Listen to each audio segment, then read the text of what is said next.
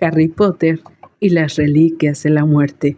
El ascenso del Señor Tenebroso. En un estrecho sendero bañado por la luna, dos hombres aparecieron de la nada a escasos metros de distancia. Permanecieron inmóviles un instante, apuntándose mutuamente al pecho con sus respectivas varitas mágicas, hasta reconocerse.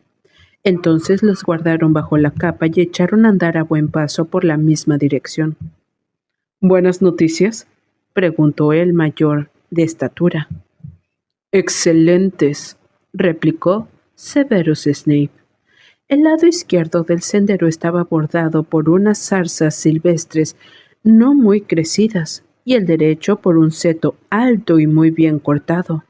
Al caminar, los dos hombres hacían ondear las largas capas alrededor de los tobillos. Temía llegar tarde, dijo Yaxley, cuyas burdas facciones dejaban verse a intervalos cuando las ramas de los árboles tapaban la luz de la luna.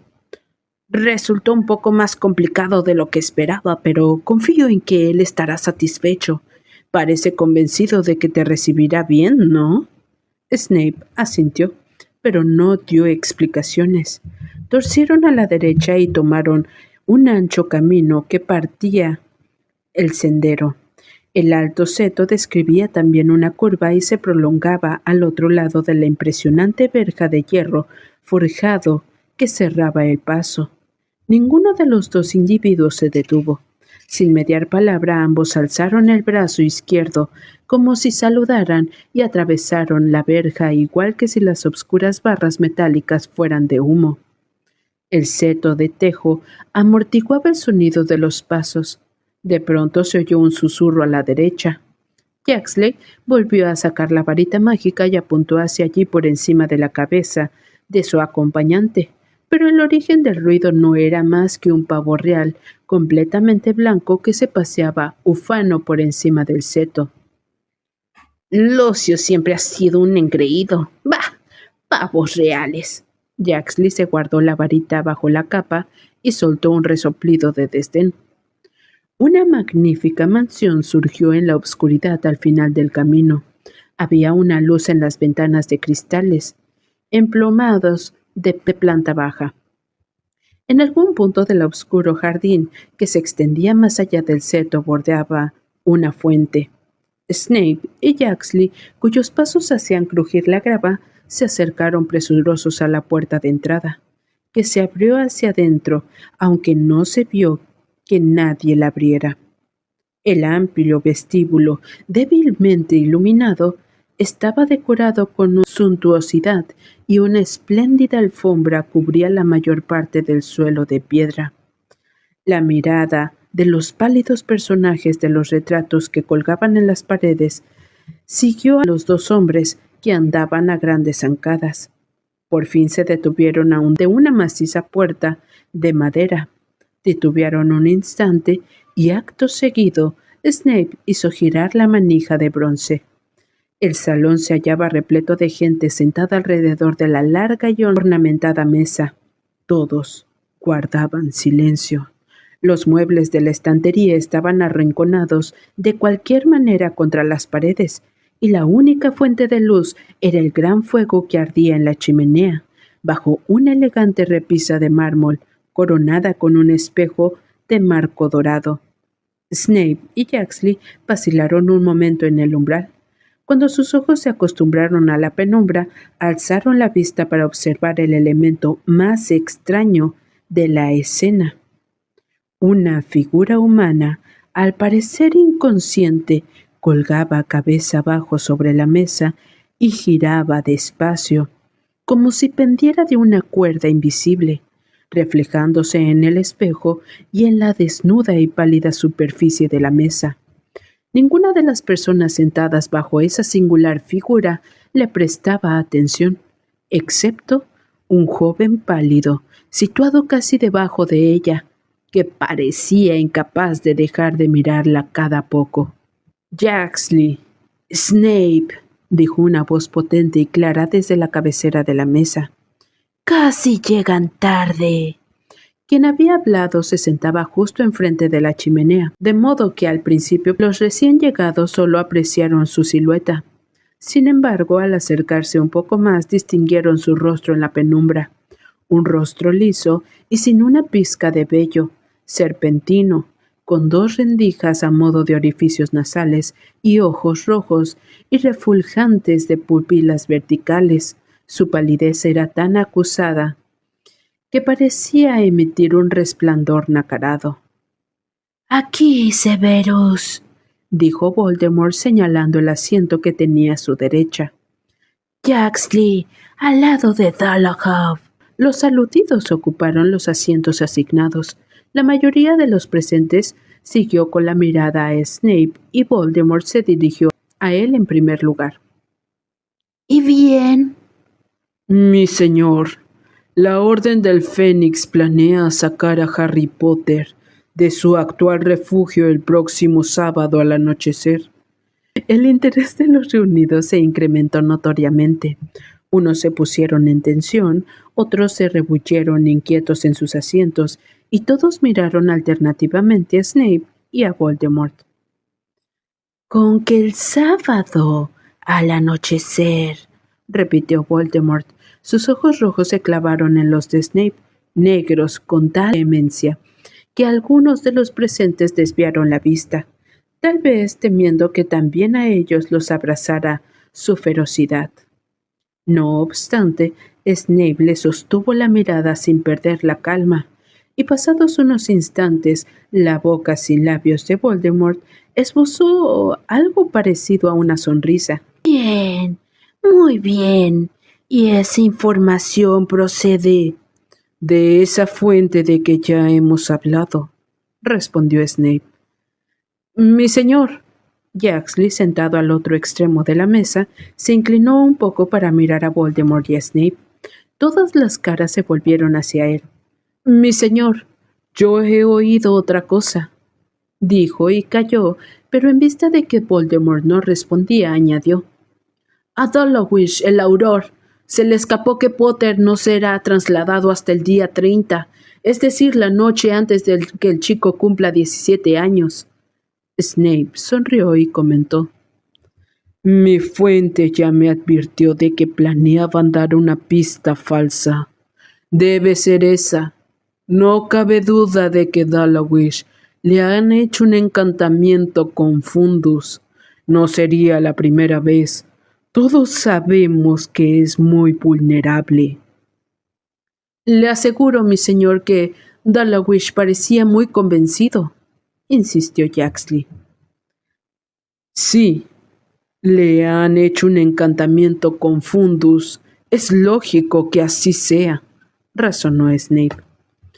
«Te aseguro, Yaxley, que la oficina de aurores no volverá a participar en la protección de Harry Potter. La Orden cree que nos hemos infiltrado en el ministerio».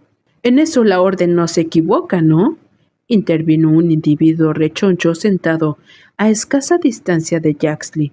Soltó una risita espasmódica y algunos lo imitaron. Pero Voldemort no rió.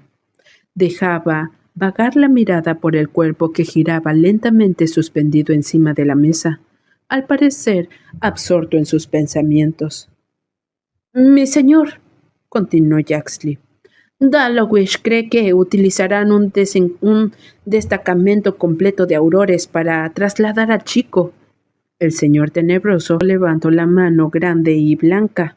El hombre enmudeció al instante y lo miró con resentimiento, mientras escuchaba cómo le dirigía de nuevo la palabra a Snape. «¿Dónde piensan esconder al chico?» «En casa de un miembro de la Orden», contestó Snape. «Según nuestra fuente, le han dado ese lugar toda la protección que la Orden y el Ministerio pueda proporcionar. Creo que una vez que lo hayan llevado allí, habrá pocas probabilidades de atraparlo, mi señor.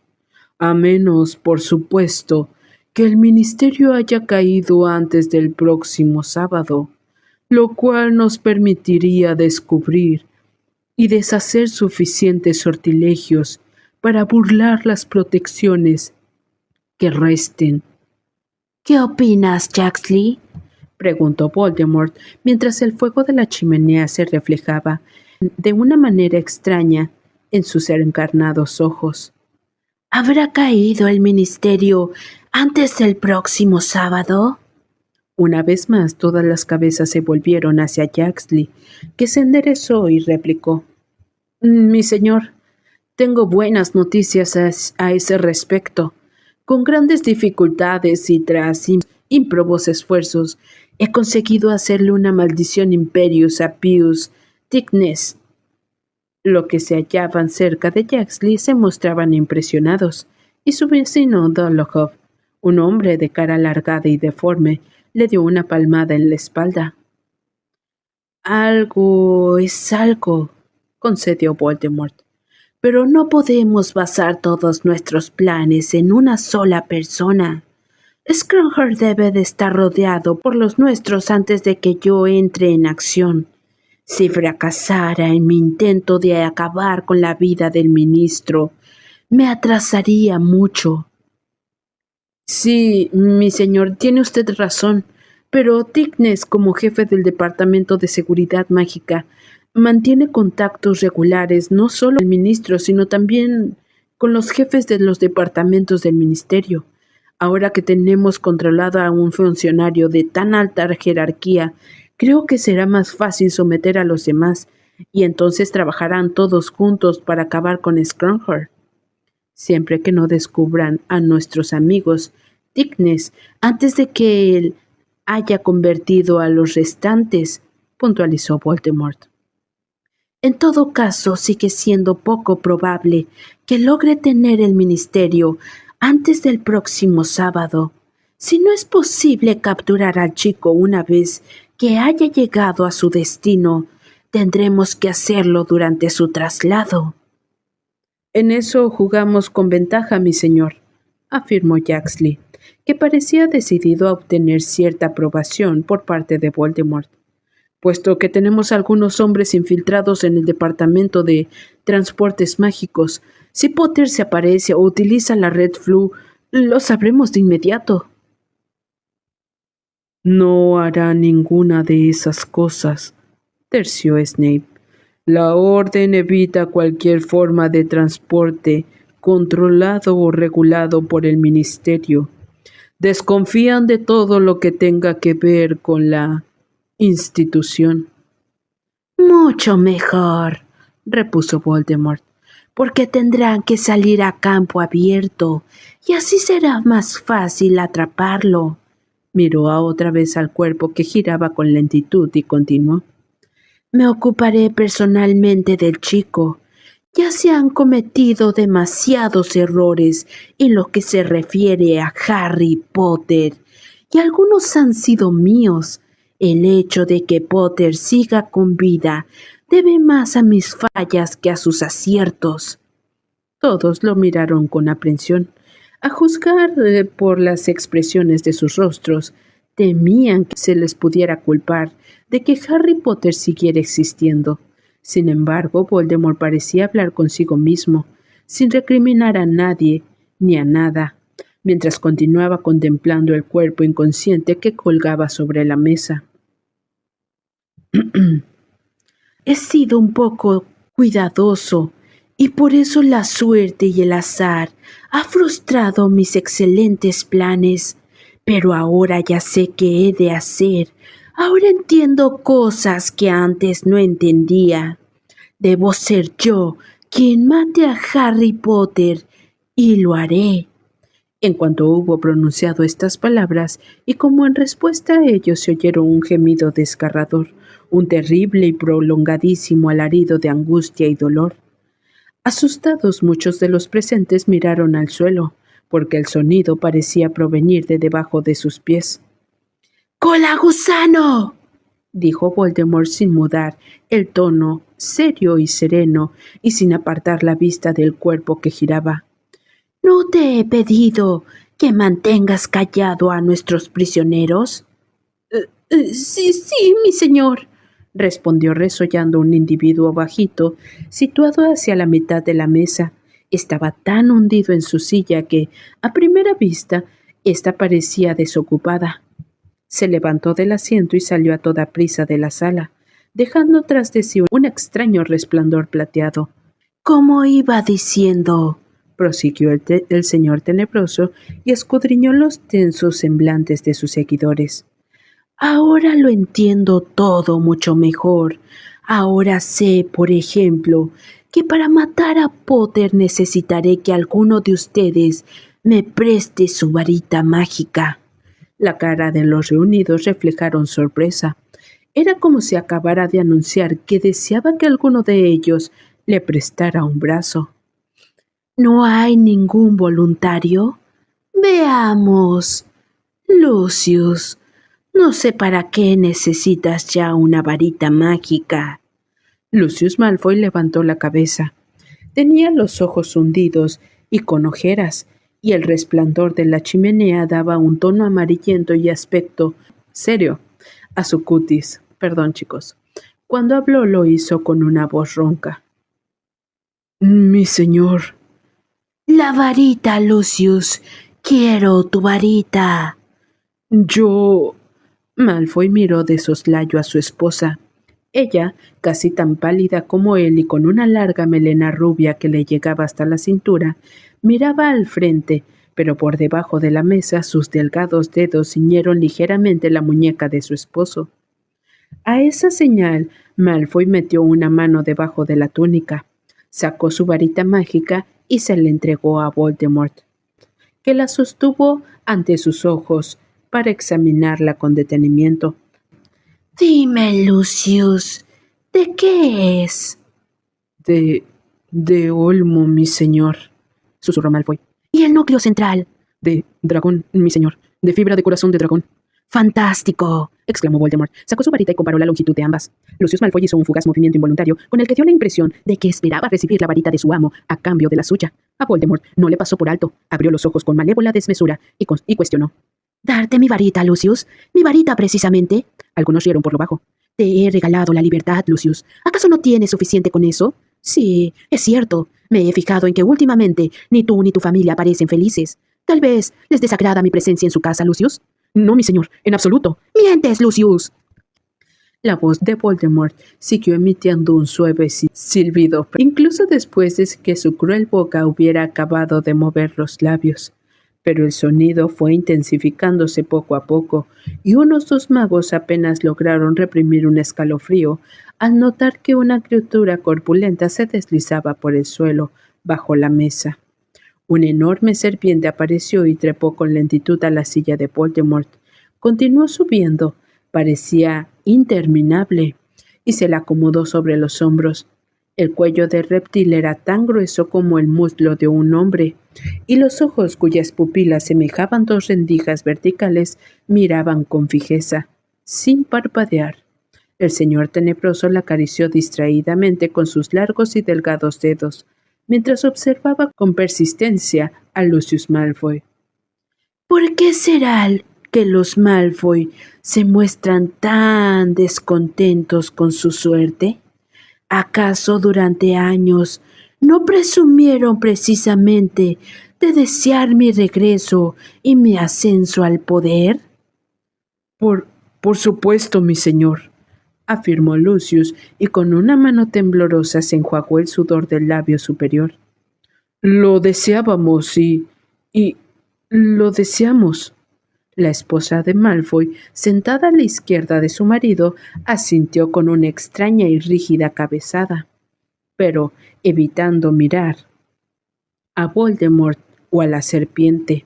Su hijo Draco, que se hallaba a la derecha de su padre, observando el cuerpo inerte que pendía sobre ellos, echó un vistazo fugaz a Voldemort y volvió a desviar la mirada, temeroso de establecer contacto visual con él. «Mi señor», dijo una voz emocionada, una mujer morena situada hacia la mitad de la mesa. «Es un honor alojarlo aquí en la casa de nuestra familia. Nada podría complacernos más». Se sentaba al lado de su hermana, pero su aspecto físico, cabello oscuro y ojos de párpados gruesos, era tan diferente de aquella como su porte y su conducta. Narcisa adoptaba una actitud tensa e impasible, en tanto que Bellatrix se inclinaba hacia Voldemort, pues las palabras no le bastaban para expresar sus ansias de proximidad. «Nada podría complacernos más», repitió Voldemort, ladeando un poco la cabeza mientras la miraba. «Eso significa mucho viniendo de ti, Bellatrix». La mujer se ruborizó y los ojos se le anegaron de lágrimas de gratitud. «Mi señor, sabe que digo la pura verdad. Nada podría complacernos más.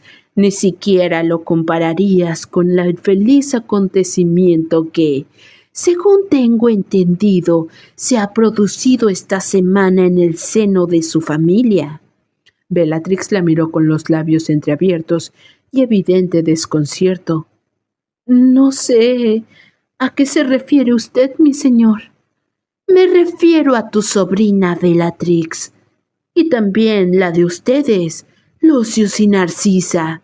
Acaba de casarse con Remus Lupin, el hombre lobo.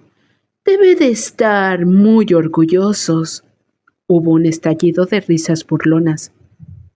Los seguidores de Voldemort intercambiaron miradas de júbilo y algunos incluso golpearon la mesa con el puño. La enorme serpiente, molesta por tanto alboroto, abrió las fauces y silbó furiosa, pero los mortífagos no la oyeron, porque se regocijaban con la humillación de Bellatrix y los Malfoy. El rostro de Bellatrix, que hasta en ese momento había mostrado un leve rubor de felicidad, se cubrió de feas manchas rojas. «No es nuestra sobrina, mi señor», gritó para hacerse oír por encima de las risas. «Nosotras, Narcisa y yo, no hemos vuelto a frecuentar a nuestra hermana desde que se casó con ese sangre sucia. Esa mocosa no tiene nada que ver con nosotras, ni tampoco la bestia con que se ha casado». «¿Y qué dices tú, Draco?», preguntó Voldemort, y aunque no subió la voz, se le oyó con claridad a pesar de las burlas y los abucheos. «¿Te ocuparás de los cachorritos?». La hilaridad iba en aumento. Aterrado, Draco Malfoy miró a su padre, que tenía la mirada clavada en el regazo, y luego buscó a la de su madre. Ella negó con la cabeza de manera casi imperceptible y siguió contemplando de forma inexpresiva la pared que tenía enfrente. «¡Basta!», exclamó Voldemort, acariciando la enorme serpiente. «¡Basta! ¡He dicho!». Las risas se apagaron. Al instante, «Muchos de los más antiguos árboles genealógicos enferman un poco con el tiempo», añadió mientras Bellatrix lo miraba implorante y ansiosa. «Ustedes tienen que podar el suyo para que siga sano, cortar esas partes que amenazan la salud de los demás. ¿Entendido?». «Sí, mi señor», susurró Bellatrix, y los ojos volvieron a negarse en lágrimas de gratitud. «En la primera ocasión». «La tendrás», aseguró el señor tenebroso. «Y lo mismo haremos con las restantes familias. Cortaremos el cáncer que nos infecta hasta que solo quedemos los de sangre verdadera». Acto seguido levantó la varita mágica de Lucius Malfoy y apuntó a la figura que giraba lentamente sobre la mesa. Le dio una leve sacudida. Entonces la figura cobró vida. Emitió un quejido y forcejeó como si intentara librarse de unas ataduras invisibles. «¿Reconoces a nuestra invitada, Severus?», preguntó Voldemort. Snape dirigió la vista hacia la cautiva colgada de cabeza abajo. Los demás mortífagos lo imitaron, como si les hubieran dado permiso para expresar curiosidad. Cuando la mujer quedó con la cara a la chimenea, gritó con una voz cascada de terror. «¡Severus! ¡Ayúdame!». «Ah, sí», replicó Snape mientras la prisionera seguía girando despacio. ¿Y tú, Draco? ¿Sabes quién es? inquirió Voldemort, acariciando el hocico de la serpiente con la mano libre. Draco negó enérgicamente con la cabeza. Ahora que la mujer había despertado, el joven se sentía incapaz de seguir mirándola. Claro, tú no asistes a sus clases. Para los que no lo sepan, les comunico que esta noche nos acompaña Charity Burbage, quien hasta hace poco enseñaba en el colegio de Hogwarts de magia y hechicería. Se oyeron murmullos de comprensión. Una mujer encorvada y corpulenta, de dientes puntiagudos, soltó una risita socarrona y comentó: Sí, la profesora Burbage enseñaba a los hijos de los magos y las brujas todo sobre los muggles y les explicaba que estos no son tan diferentes de nosotros. Un mortífago escupió en el suelo. Charity Burbage volvió a quedar de cara a Snape. Severus, por favor, por favor. ¡Silencio!, ordenó Voldemort, y volvió a agitar la varita de Malfoy. Charity cayó de golpe como si le hubieran amordazado. No satisfecha con corromper y contaminar las mentes de los hijos de los magos, la semana pasada la profesora Burbage escribió una apasionada defensa de la sangre sucia en el profeta. Según ella, los magos debemos aceptar a esos ladrones de nuestros conocimientos y nuestra magia, y sostiene: la progresiva desaparición de la sangre limpia es una circunstancia deseable. Si por ella fuera, nos emparejaríamos todos con muggles, o por qué no, con hombres lobo. Esa vez nadie rió. La rabia y el desprecio de la voz de Voldemort imponía silencio. Por tercera vez, Charity Burbage volvió a quedar de cara a Snape. Mientras las lágrimas se le escurrían entre los cabellos, Snape la miró de nuevo, impertérrito, mientras ella giraba. ¡Avada Kedavra! Un destello de luz verde iluminó hasta el último rincón de la sala, y Charity se derrumbó con resonante estrépito sobre la mesa, que tembló y crujió. Algunos mortífagos se echaron hacia atrás en el asiento y Draco se cayó de la silla. ¡A cenar, Nagini!, dijo Voldemort en voz baja. La gran serpiente se meció un poco y abandonó su posición sobre los hombros del señor tenebroso. Se deslizó hacia la pulida superficie de la madera. In Memoriam, capítulo 2. Harry sangraba. Mientras se apretaba la mano derecha con la izquierda y maldecía por lo bajo, abrió la puerta de su dormitorio, empujándola con el hombro. De inmediato se oyó un crujido de porcelana al romperse, pues le había dado un puntapié a una taza de té que había en el suelo delante de la misma puerta. ¿Pero qué? Echó un vistazo alrededor. El rellano del número 4 de Private Drive se hallaba desierto. Seguramente Dudley había dejado allí la taza, convencido de que estaba haciendo una broma ingeniosa. Manteniendo la mano que le sangraba en alto, Harry recogió los fragmentos de porcelana con la otra y la arrojó a la pared, ya rebosante, que había justo al lado de su dormitorio. Luego fue al cuarto de baño a poner el dedo bajo el grifo. Era estúpido, absurdo y sumamente irritante que todavía faltaran 4 días para que le permitieran practicar magia. Pero tenía que admitir que no habría sabido qué hacer con aquel corte irregular en el dedo. Todavía no había aprendido a curar heridas y, pensándolo bien, sobre todo a la luz de sus planes inmediatos, eso era una grave falla de su educación mágica. Se dijo que debía decirle a Hermione que le enseñara y a continuación, con un gran puño de papel higiénico, limpió el té derramado antes de volver a su dormitorio y cerró de un portazo. Había pasado la mañana vaciando por completo su baúl del colegio por primera vez desde que llevara 6 años atrás. Al principio de cada curso escolar se limitaba a sacar de él las 3/4 partes de su contenido y sustituirlas o ponerlas al día, pero dejaba una capa de residuos en el fondo: plumas viejas, ojos de escarabajo disecados, medias desparejadas. Unos minutos antes, al meter la mano en ese mantillo, había experimentado un agudo dolor en el dedo anular de la mano derecha, y al retirarla vio la sangre. Esta vez tuvo más cuidado. Volvió a arrodillarse junto al baúl, buscó a tientas en el fondo y, tras sacar una vieja insignia donde se leía alternativamente "Apoyo a Cedric Diggory, hipoterapeuta", un chivatoscopio rajado y gastado y un guardapelo de oro que contenía una nota firmada por R.A.B., encontró por fin el borde afilado que le había producido la herida.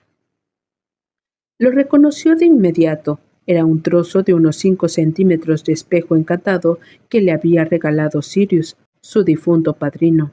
Lo puso aparte y siguió tanteando con precaución en el baúl en busca de la parte restante, pero el último regalo de su padrino no quedaba más que un poco de vidrio pulverizado, que, como brillante arenilla, se había adherido a la capa más profunda de residuos. Se incorporó y examinó el trozo de bordes irregulares con que se había cortado, pero lo único que vio reflejado fue su propio ojo, de un verde vivo. Dejó el fragmento encima del profeta de esta mañana, todavía por leer. Estaba sobre la cama y, para detener el repentino torrente de amargos recuerdos y punzadas de remordimiento y nostalgia originados por el hallazgo del espejo roto, arremetió contra el resto de los cachivaches que quedaban en el baúl. Tardó otra hora en vaciarlo por completo, tirar los bártulos inservibles y separarlos de los demás en 2 montones, según fuera necesario o no. Acumuló en un rincón la túnica del colegio y la de Quidditch, el caldero, las hojas de pergamino, las plumas y la mayoría de los libros de texto, porque no tenía intención de llevárselos. Entonces se preguntó qué harían sus tíos con ellos. Seguramente quemarlos a altas horas de la noche, como si fuera la prueba de un espantoso crimen. En cambio, metió en la mochila vieja la ropa de Muggle, la capa invisible, el equipo de preparar pociones, algunos libros, el álbum de fotografía que le había regalado Hagrid, un atado de cartas y su varita mágica. En un bolsillo delantero de la mochila guardó el mapa del merodeador y el guardapelo con la nota firmada por R.A.B. El guardapelo le había concedido ese lugar de honor no porque fuera valioso, no valía nada, al menos en efectos prácticos, sino por lo que había costado obtenerlo. Encima del escritorio junto a Hedwig, su lechuza blanca como la nieve, aún quedaba un buen montón de periódicos, uno por cada día pasado en Private Drive ese verano. Al cabo de un rato se puso en pie, se estiró y se acercó al escritorio. Hedwig no se movió mientras él se ocupaba de hojear los periódicos antes de tirarlos al montón de basura uno tras otro. La lechuza dormía o fingía hacerlo, ya que estaba enojada con Harry por el poco tiempo que le permitía salir de la jaula. A medida que llegaba al final de los periódicos, fue pasándolos más despacio, intentando recuperar uno que llegaba poco a poco desde que él regresara a Private Drive a principios del verano. Recordaba que la primera plana de ese ejemplar incluía un breve comentario sobre la dimisión de Charity Burbage, la profesora de estudios muggles de Hogwarts. Por fin lo encontró. Buscó la página 10, se dejó caer en la silla del escritorio y releyó el artículo que buscaba. Pausa, chicos, les leo. Leo sus comentarios. Bienvenidos a todos, bienvenidos a los que se están uniendo y muchas gracias por seguirme. Los invito a que me sigan, chicos, si les está gustando la lectura, si todavía no me siguen, para que crezcamos esta comunidad. Muchas gracias. Ay, ay, ay. Esperen. Ya van a empezar. TikTok, ¿por qué me haces esto? Sí, TikTok, estamos activos. Por favor, chicos. Ay, Dios mío. Bueno, continuemos. Gracias por comentar a los que comentan, chicos. Recuerden que eso nos ayuda también a que vengan más personitas. Muchas gracias. Gracias por el tap tap. Entonces, dice así. Remembranza de Albus Dumbledore por Elphia Stutch. Conocí a Albus Dumbledore cuando tenía 11 años. Era nuestro primer día en Hogwarts. La atracción mutua que experimentamos se debió sin duda al hecho de que ambos nos sentíamos como intrusos allí. Yo había contraído viruela de dragón poco antes de instalarme en el colegio, y aunque ya no contagiaba, mi cara picaba y un desagradable tono verdoso no animaba a nadie a acercárseme. Albus, por su parte, había llegado a Hogwarts bajo la carga de una notoriedad en absoluto deseada. Apenas un año atrás su padre, Percival, había sido condenado por una brutal agresión, muy divulgada contra los jóvenes muggles. Él nunca intentó negar que su progenitor, que moriría en Azkaban, hubiera cometido ese crimen. Es más, cuando reuní el valor suficiente para preguntárselo, me aseguró que sabía que su padre era culpable. Aparte de eso, se negó a seguir hablando de tan lamentable asunto, aunque muchos intentaron que lo hiciera. Algunos hasta elogiaban el acto de Percival y daban por sentado que su hijo también odiaba a los muggles, pero estaban muy equivocados, como podrían averiguarlo cualquiera que lo conociera. Él nunca manifestó ni la más remota tendencia anti-muggle. De hecho, con su decisión, apoyó a los derechos de los magos. Se ganaría muchos enemigos en los años posteriores. Sin embargo, en cuestión de meses, la fama que iba adquiriendo empezó a eclipsar la de su padre. Hacia finales de su primer año, ya nadie conocía como el hijo de un criminal antimogul, sino como, nada más y nada menos, el alumno más brillante que jamás había pasado por el colegio.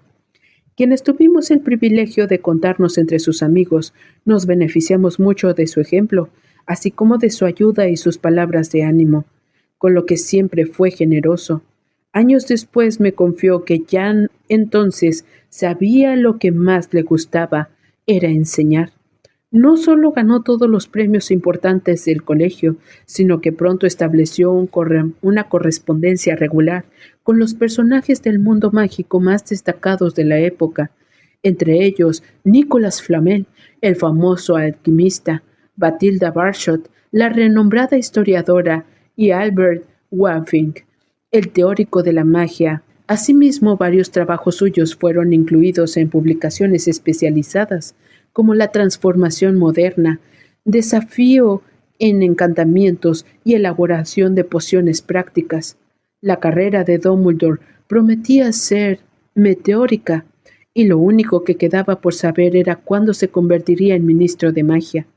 Sin embargo, pese a que en los años siguientes a menudo se predijo que estaba a punto de asumir el cargo, nunca tuvo ambición política.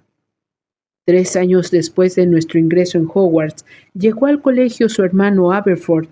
No se parecían mucho, pues este nunca fue buen estudiante, y a diferencia de mi amigo, prefería resolver las disputas mediante duelos en lugar que con discusiones razonables. Con todo, no es correcto insinuar, como han hecho algunos, que ambos hermanos estuvieran enemistados. Se llevaban tan bien como podían llevarse dos chicos tan diferentes. Para ser justos con Aberforth, hay que reconocer que vivir a las sombras de Albus no era una experiencia agradable. Sus amigos teníamos que sobrellevar el hecho de que quedar siempre eclipsados por él, y para su hermano debía de resultar aún más difícil.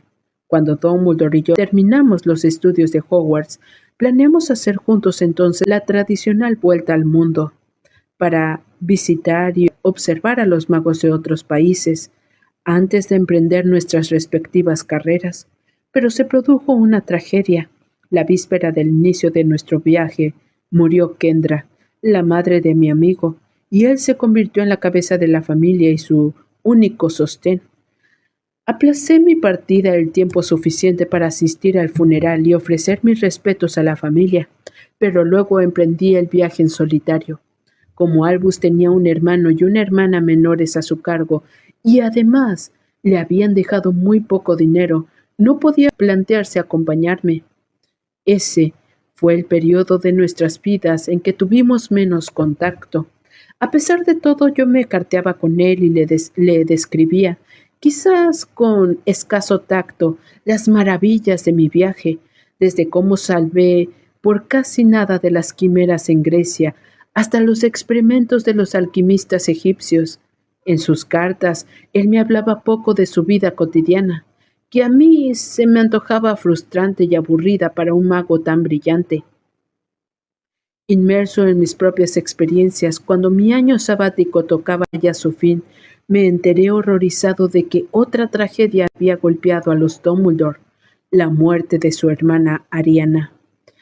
Pese a que ésta tenía problemas de salud desde hace mucho tiempo, el infortunio acaecido poco después de la pérdida de la madre afectó mucho a los dos hermanos, todos los que teníamos una relación estrecha con Albus, y me cuento entre los más afortunados.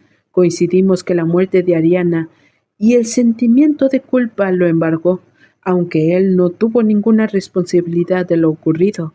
Por supuesto, lo marcaron para siempre. A mi regreso encontré a un joven que había soportado un sufrimiento desproporcionado para su edad. Se mostraba más reservado que antes y mucho menos alegre. Por si fuera poco la desgracia, la muerte de Ariana no proporcionó acercamiento entre él y Aberforth, sino que acentuó su distanciamiento. Con el tiempo esa situación se resolvió, pues ambos hermanos recuperaron, si no una estrecha amistad, al menos una relación cordial. Con todo, a partir de entonces, Albus raramente hablaba de sus padres ni de Ariana, y sus amigos aprendimos a no mencionarlos. Otras plumas se ocuparán de describir los éxitos de los años siguientes, las innumerables contribuciones de Dumbledore, el acervo del conocimiento mágico, entre ellas el conocimiento de las 12 usos de sangre de dragón, beneficiarían a las generaciones venideras, igual que la sabiduría de que hizo gala en las numerosas sentencias que dictó mientras fue jefe del magos del Wizengamot. Dicen todavía hoy que ningún duelo mágico puede compararse con el que protagonizaron él y Grindelwald en 1945. Aquellos que lo presenciaron han descrito el terror y el sobrecogimiento que sintieron al ver combatir a esos dos extraordinarios magos. La victoria de Dumbledore y sus consecuencias para el mundo mágico se consideran un punto decisivo en la historia de la magia, semejante al de la introducción del Estatuto Internacional del Secreto o la caída del que no debe ser nombrado. Albus Dumbledore nunca fue orgulloso ni pedante. Sabía encontrar algo de mérito en cada persona, por insignificante o desgraciada que pareciera. Y creo que sus tempranas pérdidas lo dotaron de una gran humanidad y una enorme compasión. No tengo palabras para expresar cuánto echaré de menos su amistad, pero mi dolor no es nada comparado con el del mundo mágico. Nadie puede poner en duda que Dumbledore fue el más grande ejemplo, el más querido de todos los directores de Hogwarts. Murió como había vivido, siempre trabajando por el triunfo del bien, y hasta el último momento tan dispuesto a tenderle una mano a un chiquillo con viruela de dragón como lo estaba el día que lo conocí. Harry terminó de leer, pero siguió contemplando a la fotografía que acompañaba la nota necrológica. Dumbledore exhibía su habitual y bondadosa sonrisa, y como miraba el objetivo por encima de sus gafas de media luna, al muchacho le dio la sensación, incluso en el papel de prensa, de que lo traspasaban como rayos X, y la tristeza se le mezcló con un sentimiento de humillación.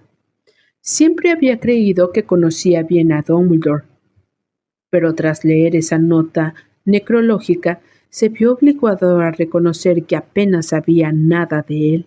Jamás había imaginado su infancia ni su juventud.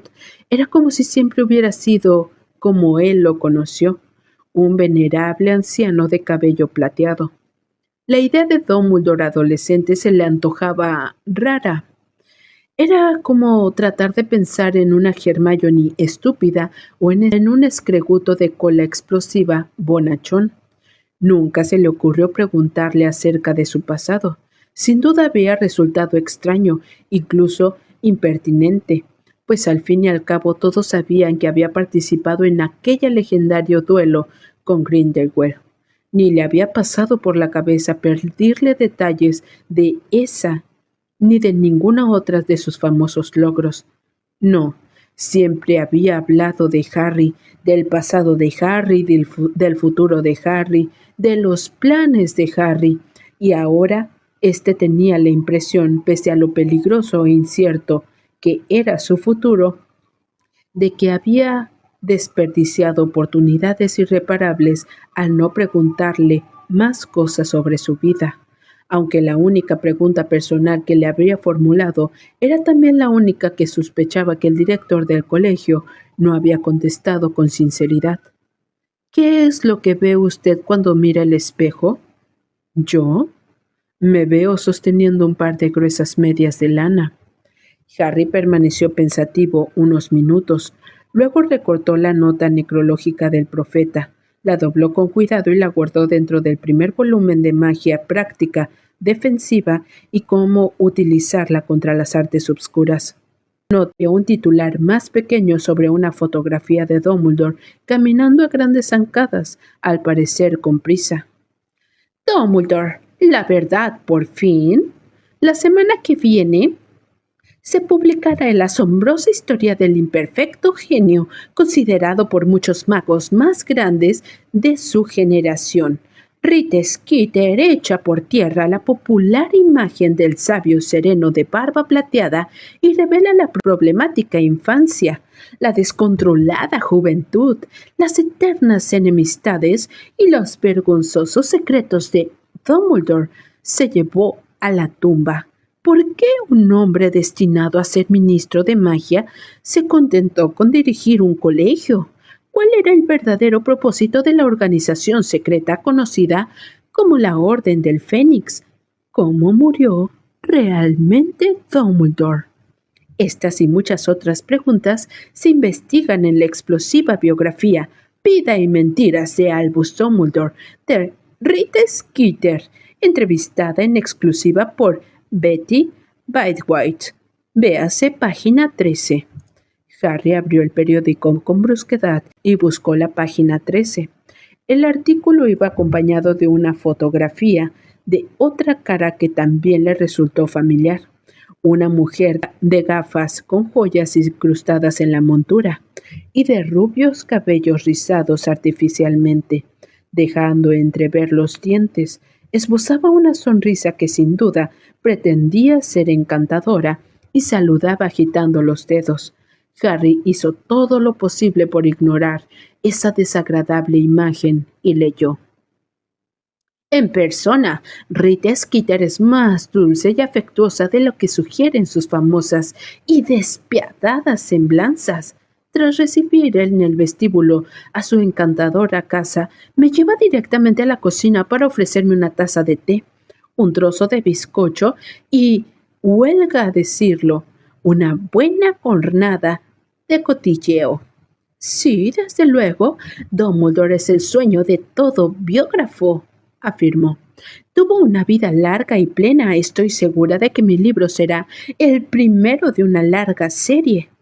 Skeeter no ha perdido el tiempo, pues terminó su libro, de 900 páginas, tan solo 4 semanas después de la misteriosa muerte de Dumbledore, acaecida en junio. Le pregunto cómo consiguió esa hazaña. Bueno, verás, cuando llevas tantos años como yo ejerciendo el periodismo, te acostumbras a trabajar con un plazo determinado. Era consciente de que el mundo mágico estaba pidiendo a gritos la historia completa y quería ser la primera en satisfacer esa necesidad. Mencionó los recientes comentarios ampliamente divulgados de Elphias Dodge, consejero especial del Wizengamot y gran amigo de Albus Dumbledore, según los cuales el libro de Rita Skeeter contiene menos hechos reales que los cromos de rana de chocolate. Skeeter echa la cabeza atrás y ríe. ¡Ah, el buen Dougie! Recuerdo que hace unos años lo entrevisté acerca de los derechos de la gente del agua. ¡Ah! Pobre hombre, estaba completamente ido. Al parecer creía que nos hallábamos sentados en el fondo del lago Windermere y no paraba de decirme que estuviera atenta por si veía una trucha.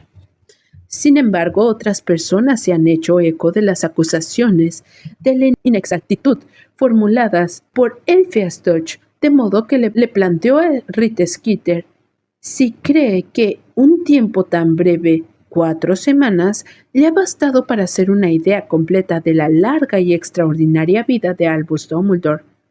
¡Ay, querida!, replica componiendo una sonrisita, y me da unas afectuosas palmaditas en la mano. Tú sabes tan bien como yo que la cantidad de información que pueda obtenerse con una bolsa llena de galeones, con la determinación de no aceptar un no por respuesta y provista de una buena vuela pluma. Además, la gente hace cola para criticar a Dumbledore. Verás, no todo el mundo lo consideraba tan maravilloso, puesto que molestó a más de un personaje importante. Pero el bueno de Doggy Dog ya puede ir apeándose de su hipogrifo, porque yo he tenido acceso a una fuente por la que muchos periodistas cambiarían su varita. Alguien que hasta ahora nunca había hablado en público y que estuvo cerca de Dumbledore durante la etapa más turbulenta e inquietante de su juventud. En efecto, los avances publicitarios de biografía redactada por Rita Skeeter sugieren que ésta destapará sorpresas a las que creen que Dumbledore llevó una vida sin tacha. Le pregunto cuáles son las sorpresas más relevantes que incluye. Vamos, Betty, no creerás que voy a develar lo más destacado antes de que la gente haya comprado el libro, ¿verdad?, bromea la periodista. Pero puedo adelantarte que quien siga creyendo que Dumbledore era tan inmaculado como su barba se va a llevar un chasco. Me limitaré a decir que nadie que alguna vez lo oyera discrepar contra quien tú sabes habrá podido imaginar que tuvo sus escarceos con las artes oscuras en su juventud. Y para tratarse de un mago que pasó los últimos años de su vida exigiendo tolerancia, de joven no era muy tolerante que digamos. Sí, Albus Dumbledore tuvo un pasado sumamente turbio, por no mencionar el resto de esa sospechosa familia a la que tanto trabajo le costó mantener a raya. Le pregunto a Rita Skeeter si se refiere a su hermano de Dumbledore, Aberforth, cuya condena por parte del Wizengamot por uso indebido de la magia provocó un pequeño escándalo hace 15 años. Bueno, Aberforth solo es la punta del iceberg, responde Rita Skeeter. No, me refiero a algo mucho peor, o peor incluso que un padre que iba por ahí agrediendo a muggles. Además, Dumbledore no consiguió que se moderaran y el Wizengamot lo culpó a ambos. En realidad, las que me intrigaban eran la madre y la hermana, así que me puse a indagar y no tardé en descubrir un verdadero nido de infamias. Pero, como ya he dicho, tendrán que leer el capítulo 9 al 12 para saber todos los detalles. Lo único que puedo adelantar ahora es que no me extraña que Dumbledore nunca explicara cómo se rompió la nariz. Le comentó a Rita Skeeter si, a pesar de esos trampos sucios que la familia intentaba ocultar, niega la genialidad que permitió a Dumbledore hacer tantos descubrimientos mágicos. Ah, era listo, admite. Aunque ahora muchos ponen en duda si realmente merecía que se le reconocieran la autoría de todos sus presuntos logros. Como reveló en el capítulo 16, Ivor Dillopsby afirma que él ya había descubierto 8 usos de la sangre de dragón cuando Dumbledore tomó prestado sus trabajos. No obstante, insisto en que la importancia de algunos logros de Dumbledore no puede negarse. Así pues, ¿qué opina la famosa derrota de Grindelwald? Mira, me alegro de que menciones a Grindelwald, responde Rita Skeeter con seductora sonrisa. Me temo que aquellos cuyos ojos se humedecen con la historia de la espectacular victoria de Dumbledore deberían prepararse para recibir un bombazo. O quizás una bomba fétida. Fue asunto muy sucio, ¿sabes? Lo único que voy a decir es que no deben estar tan seguros de que sea verdad que hubo un espectacular duelo digno de una leyenda. Cuando la gente haya leído mi libro, quizás sea obligada a concluir que Grindelwald se limitó a hacer aparecer un pañuelo en blanco en el extremo de la varita mágica y entregarse sin oponer resistencia. Skeeter se niega a dar más detalles sobre ese intrigante tema, así que pasamos a hablar de la relación amistosa que sin duda más fascinará a sus lectores. Ah, sí, sí, dice Rita Skeeter asintiendo enérgicamente. Le dedico un capítulo entero a la relación de Dumbledore con Potter. Ay, quien la haya calificado de morbosa, incluso siniestra. Una vez más, insisto en que los lectores tendrán que comprar mi libro para conocer toda la historia, pero no cabe duda de que el director de Hogwarts desarrolló sus intereses poco naturales por Potter desde el principio. Ya veremos si solo lo hizo realmente por el interés del chico. Desde luego, ese es un secreto a voces, que éste ha tenido una adolescencia muy turbulenta. Le pregunto si todavía sigue en contacto con Harry Potter, a quien entrevistó divinamente el año pasado y sobre quien publicó un revelador artículo en el que él hablaba exclusivamente de su convicción de que quien ustedes saben había regresado. ¡Ay, sí, claro! Hemos desarrollado un fuerte vínculo. El pobre Potter tiene muy pocos amigos auténticos y nosotros nos conocimos en uno de los momentos más difíciles de su vida, el torneo de los Tres Magos. Seguramente soy de las pocas personas con vida que pueden jactarse de conocer al verdadero Harry Potter. Esa afirmación nos lleva a hablar de los numerosos rumores que todavía circulan acerca de las horas finales de Dumbledore. ¿Cree Rita Skeeter que Potter estaba presente cuando murió el profesor? Verás, no quiero hablar demasiado. Está todo en el libro, pero hay testigos oculares del castillo de Hogwarts que vieron a Potter huyendo del lugar momentos después de que el director del colegio cayera, saltara o fuera empujado desde la torre.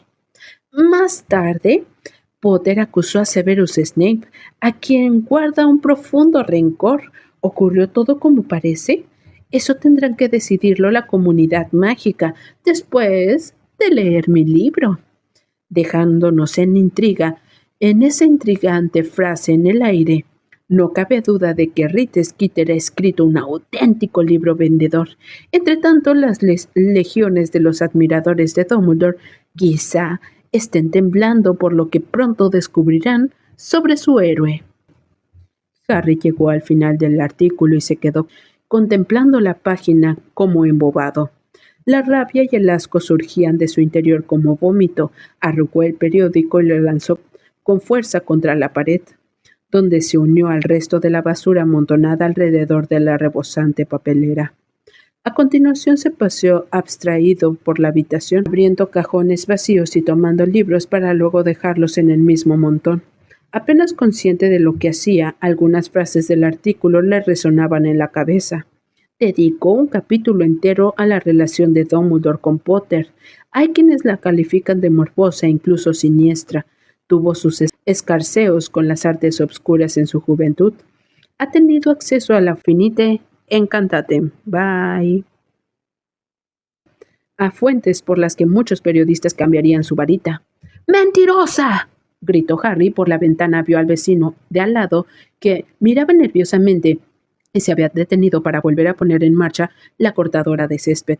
Se dejó caer con frustración en la cama, haciendo saltar los trozos de espejo. Lo tomó y giró entre los dedos, y al tiempo que pensaba en Dumbledore y en los embustes con que Rita Skeeter lo estaba difamando.